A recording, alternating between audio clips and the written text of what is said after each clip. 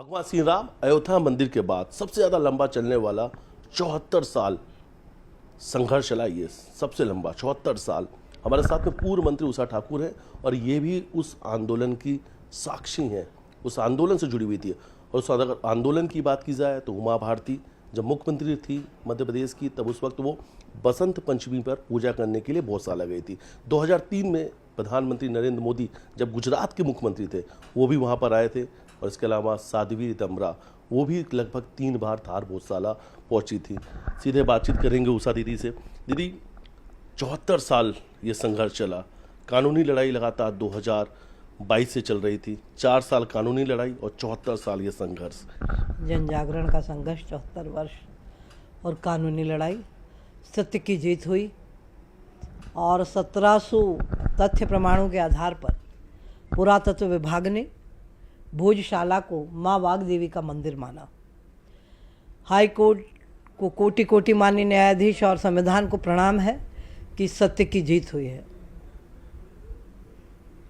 कितना संघर्ष रहा इसके पीछे? कई आंदोलन में आपने मैं खुद इस आंदोलन की सहयोगी और सहभागी साक्षी रही हूँ। अभी आपने देखा एक बहुत ही बुजुर्ग विमल जी गोधा, 95 वर्ष के बुजुर्ग हैं वो।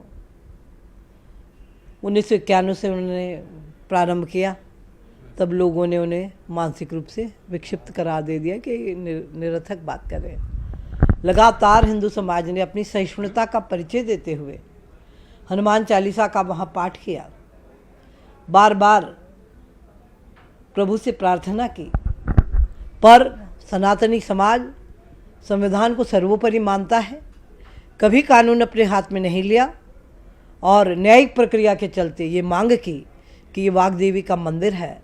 ये 1035 में राजा भोज ने इसे बनाया। अंतर्राष्ट्रीय संस्कृत विश्वविद्यालय और कला का ये केंद्र था। महान जो विद्वान रहे, कालिदास हो, माघ हो, बाणभट्ट हो, सब ने यहाँ शिक्षा प्राप्त की। ये एक अंतर्राष्ट्रीय स्तर का विश्वविद्यालय था। दीदी, जब कल हाई कोर्ट का फैसला आया, वहाँ पे जो कार्यकर्ता थे, जो इस आंदोलन से जुड़े हुए लोग थे, याचिकाकर्ता थे, हाथ में माँ सरस्वती देवी की प्रतिमा और आंखों में आंसू था। जिनसे भी हमने बातचीत की सिर्फ आंसू नजर आए, भावुक थे। उन्होंने कहा इस संघर्ष को जिन्होंने देखा वो भूल नहीं सकता। दीदी, बड़ा भावुक कर देने वाला ये फैसला भी रहा। निश्चित रूप से बहुत भावुक कर देने वाला। ना जाने कितने लोगों पे 302 लगाई, 307 लगाई, हजारों लोगों की संपत्ति कुर्क करने के आदेश हुए, पर सनातनी समाज की सहिष्णुता को प्रणाम है। कभी उन्होंने अपना आपा नहीं खोया, कानून की राह पकड़ी और आज सत्य की जीत हुई।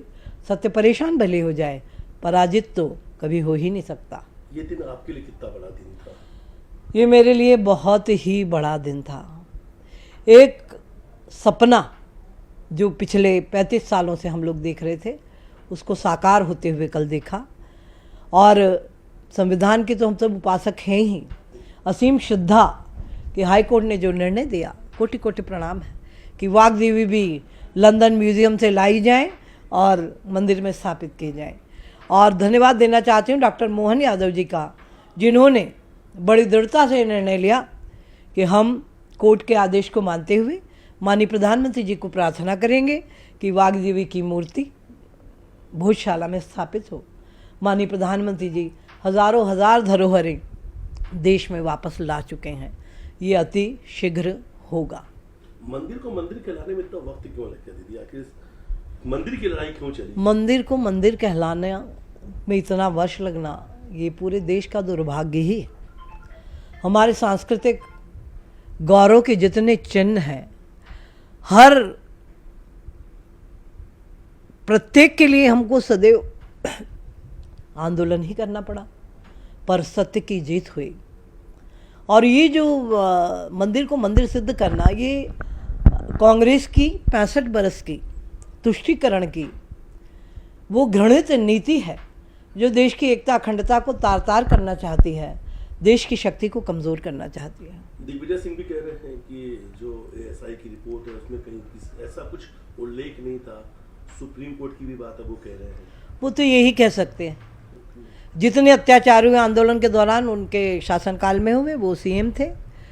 और ऐसी बेबुनियाद बातें करना और तुष्टीकरण को प्रेरित करना, ये उनके स्वभाव का हिस्सा है। क्या अत्याचार हुए? कम से कम सत्य तो उनको भी अब जानना चाहिए। जो हुआ सो हुआ, अब तो सत्य स्वीकार करो।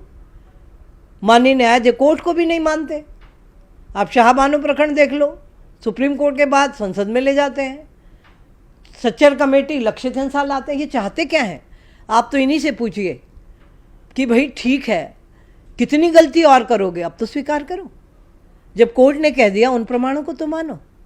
1700 से अधिक प्रमाण, काले पत्थर पर कमल का अष्टदल, ओम सरस्वती नमः, ओम सरस्वती नमः। वरुण देवता की मूर्ति ने 1700 प्रमाण पुरातत्व विभाग ने प्रस्तुत किए हैं, जिसमें दोनों पक्ष के लोग थे, वीडियोग्राफी हुई है, सबको सारे प्रमाण बताए गए।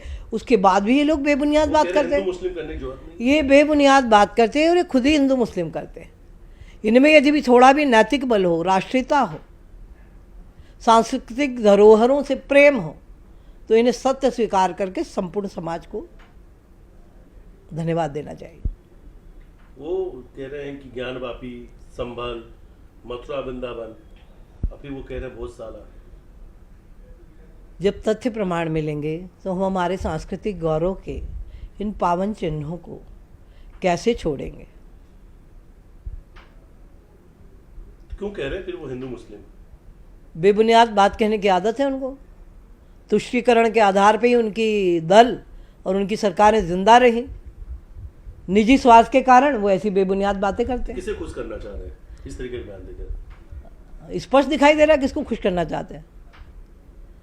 अल्पसंख्यक समाज को फिर बरगलाना बहकाना चाहते हैं। पर अब राष्ट्रवादी लोग सतर्क हैं, ये कुछ नहीं कर पाएंगे। जब ये मुख्यमंत्री थे मध्य प्रदेश के दिग्विजय सिंह, उस वक्त भी आंदोलन चल रहा था। आप लोगों को क्या उस वक्त जब ये लड़ाई लड़ रहे थे, आंदोलन लड़ रहे थे, कुछ सहयोग मिला था? या आपने भी अत्याचार की बात कही अभी बातचीत के दौरान? जी, हम सब इस बात की साक्षी है कि एक विराट आंदोलन खड़ा हुआ था संगठन के निर्देशन में। जागरण का अग्रदूत हमारा नवल किशोर शर्मा था और 1 लाख लोगों का एकत्रीकरण धारभोजशाला के लिए हजारों धर्म सभाएं बैठक लेकर किया गया था। जब इनको लगा कि आंदोलन तो चरम पे पहुंच रहा है, तो इन्होंने आने वाले भक्तों को 10-10, 20-20 किलोमीटर दूर गाड़ियाँ रोक के उतारा, उनकी गाड़ियों की हवा निकाली। इनकी मंशा थी कि लोग वहाँ तक नहीं पहुँचे, पर असीम आस्था लिए हुए सारे भाई बहन, छोटे बच्चे, महिलाएं, पुरुष सब 1 लाख की संख्या में भोजशाला पर पहुँचे।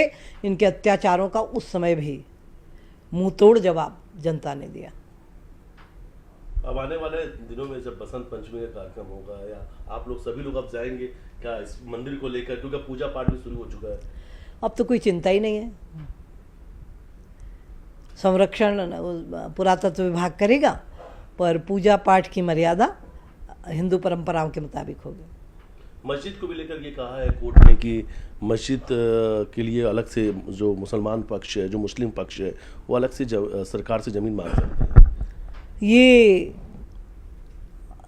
सनातनियों की सहिष्णुता है कि हम सर्वधर्म संभाव में विश्वास रखते हैं। हाँ, पर जो हमारा आराध्य स्थल है वो नहीं दे सकते। आपको कहीं और चाहिए तो सरकार आपकी मदद करेगी। अब तो कैविएट भी हिंदू पक्ष ने दाखिल कर दिया है कि अगर मुस्लिम पक्ष सुप्रीम कोर्ट जाए तो सबसे पहले हिंदू पक्ष को सुना जाएगा, स्टे नहीं मिल पाएगा। देखिए, ये सतर्कताएं बहुत ज़रूरी हैं और संगठन हिंदू फ्रंट फॉर जस्टिस बड़ी सतर्कता से इस लड़ाई को लड़ा और इसीलिए कैविएट भी पहले ही दायर है। ये कहीं भी जाए, क्योंकि इन प्रमाणों को तो कोई इनकार कर ही नहीं पाएगा।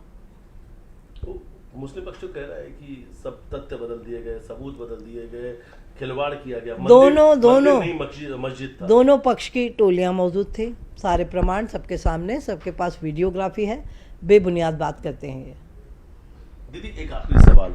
संघर्ष बहुत लंबा चला, फैसला आ चुका है, भोजशाला मंदिर है, यानी धार्मिक स्वरूप का विवाद खत्म हो गया। इन संघर्षों में कोई एक ऐसा वाकया, एक ऐसा आंदोलन से कोई जुड़ी चीज़ें जो दीदी हमेशा याद करती हैं, या जो दीदी के सबसे करीब रहा इस आंदोलन से जुड़ा हुआ? सबसे करीब जब हम भोजशाला में बड़ी संख्या में गए, जी प्रशासन ने अत्याचार किया, कुटाई पिटाई की, वो पहली बार मैंने देखा कि सैकड़ों गृहिणियाँ, जैसा कि कल भी आप देख रहे होंगे कि उनकी आंखों में आंसू थे, वो प्रसन्नता व्यक्त कर रहे थे।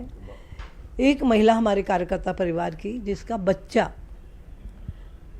कुछ 5-6 महीने का होगा, उसको भी जेल जाना पड़ा, और उसके लिए सब एकदम विचलित और व्यथित हुए। सबसे कहा भाई इसको एक को छोड़ दो, बच्चा छोटा है, पर ये कब मानने वाले। फिर उसके बच्चे को ही हम लोग जेल ले गए और उसी के साथ रखा। बच्ची साथ जेल गई हाँ, इस आंदोलन पे। ऐसी सैकड़ों गृहिणियाँ जो कभी घर से निकली ही नहीं, वो वाग्देवी की मुक्ति के लिए कि ये मंदिर यहाँ वापस स्थापित हो, इस संघर्ष के लिए अपने आप को उन्होंने तैयार किया, और जन साधारण ने इस लड़ाई को लड़ा और जीता है। आप भी हमेशा भावुक रही हैं जब भी भोजशाला की बात आई है, क्योंकि हमने उस छोटी छोटी बैठकों के स्वरूप को, लोगों के दिल दिमाग को पढ़ा और जाना है कि कितनी असीम आस्था थी लोगों की, और वो इसी कारण विराट संख्या में इकट्ठे हुए और प्रशासन को ये जवाब दिया कि ये मंदिर था, मंदिर है, मंदिर रहेगा। अत्याचार की आपने बात की, किसकी सरकार थी उस वक्त? दिग्विजय सिंह जी की, वही सीएम थे। आज भी वो उसी गलती की पुनरावृत्ति कर रहे हैं और फिर वही बेबुनियाद बात कह रहे हैं। वो इतने प्रकांड विद्वान है, जरा तुम वीडियो देख लो भैया, मंगा लो, पढ़ लो पुरातत्व के सारे प्रमाणों को, उसके बाद तो बेबुनियाद बात मत करो। हमेशा ही उनके कहीं ना कहीं जब भी उनके स्वभाव का हिस्सा है। लगता है आपको भोजशाला जाएंगे वो? ये तो आप उन्हीं से पूछो। नहीं, ये सवाल तो इसलिए पूछा क्योंकि कोर्ट ने कहा मंदिर है। हिम्मत ही नहीं है उनकी, हाँ? हिम्मत ही नहीं है। तो मंदिर जाने में क्या एतराज? उनसे पूछो, हर सनातनी को जाना ही चाहिए। इतने बड़े संघर्ष को जीत मिली है, सबके लिए प्रसन्नता का विषय है। सब जाएं, माँ वाग्देवी को प्रणाम करें और आशीर्वाद प्राप्त करें। फैसले के बाद दिग्विजय सिंह ने कहा कि आर्कोलॉजी सर्वे ऑफ इंडिया की जो रिपोर्ट है उसमें कहीं इस बात का उल्लेख नहीं है। सुप्रीम कोर्ट की भी उन्होंने बात की, और हमने पूर्व मंत्री उषा ठाकुर से बात की। उन्होंने कहा कि जब ये आंदोलन चल रहा था तो अत्याचार हुए, और अत्याचार भी दिग्विजय सिंह के सरकार के वक्त हुआ। कई सारे उन्होंने आंदोलन से जुड़े हुए किस्से बताए, और बताते हुए वो भावुक भी हुई। हालांकि क्योंकि ये संघर्ष जो है लगभग 74 साल पुराना है, 4 साल कानून की लंबी लड़ाई लड़ी, और जिसके बाद हाई कोर्ट का एक बड़ा फैसला है, और हाई कोर्ट ने कहा भोजशाला मंदिर है। वीडियो जर्नलिस्ट डल्ला साथ मिथिलेश गुप्ता, न्यूज़ 18 इंदौर।